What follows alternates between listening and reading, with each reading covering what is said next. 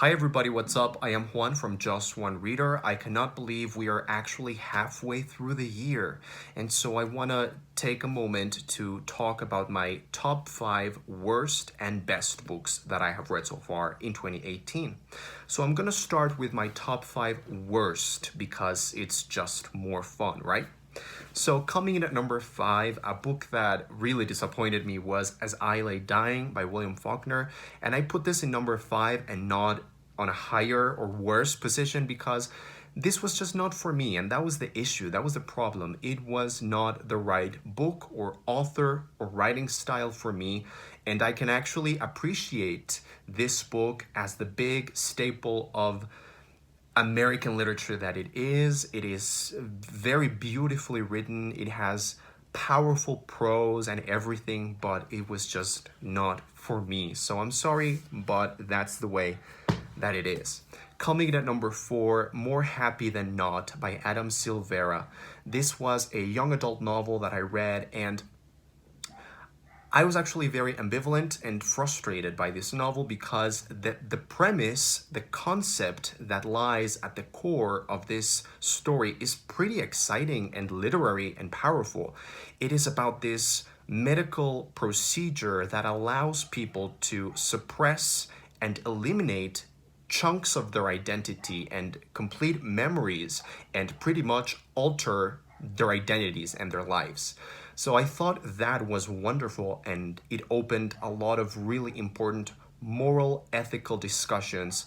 But then the rest of the book was very tropey, very typical young adult trash. Honestly, I feel bad saying that, but it's just the way that I felt.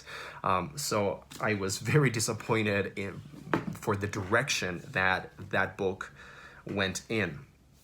Coming in at number 3, The Tidal Zone by Sarah Moss.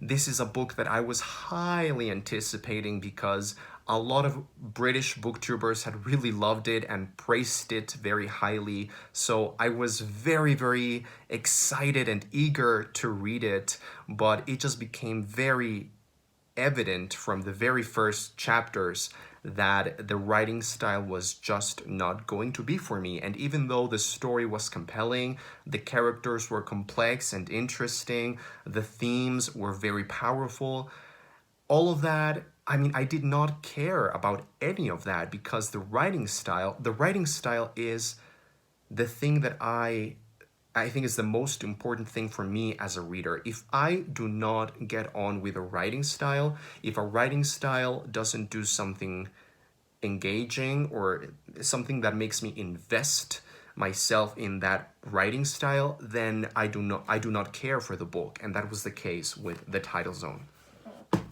Coming in at number 2, The Final Empire by Brandon Sanderson. This was so trashy and so bad, and the only thing that makes me put it in second place and not in my number 1 spot is the fact that I was mildly entertained by it in some moments.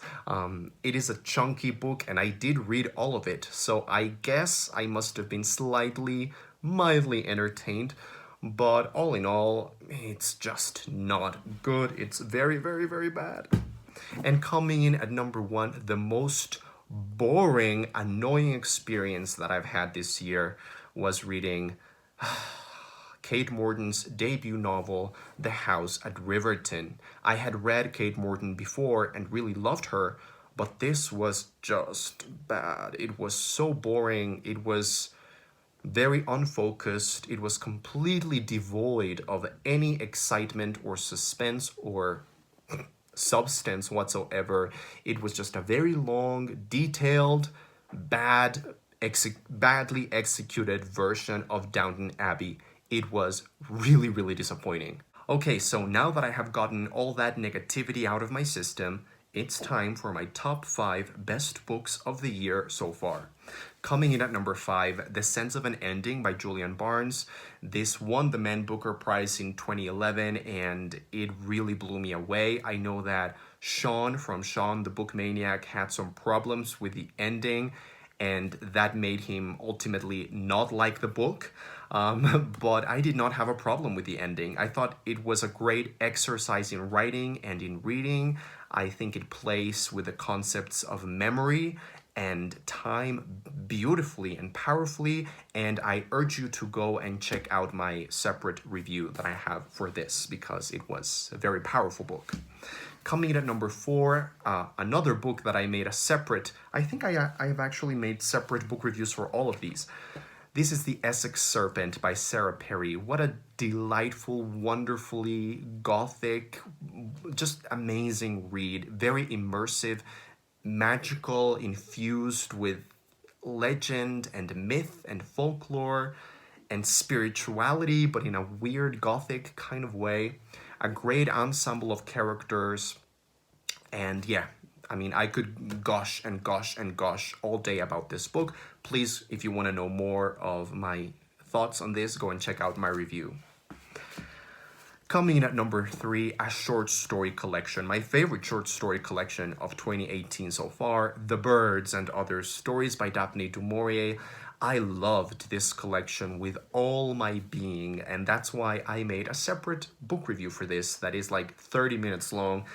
It was incredibly psychoanalytical, or at least I was able to see a lot of psychoanalytical concepts and theories planted in the stories in this collection. And yeah, just this is a kind of very unsettling, dreadful feeling kind of collection, and I just loved the 6 stories in here. Were very, very unique and easy to distinguish from one another, and yeah, they're just wonderful, wonderful stories.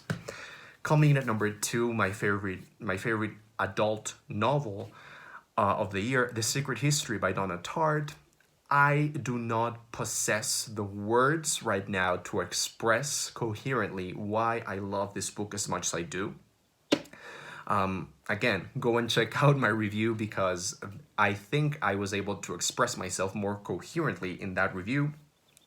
I adore Donna Tartt's execution, her writing style, the way that she uses language to capture the reader and make you feel on ease. It's just wonderful, and yeah, just wow. The Secret History is just such a popular book for a good reason. And then coming in at number 1, The Phantom Tollbooth by Norton Juster, just incredibly clever and whimsical and slightly, fantastical, of course, because it's a middle grade book and it's an adventure with a lot of magic and quirky characters and quirky situations.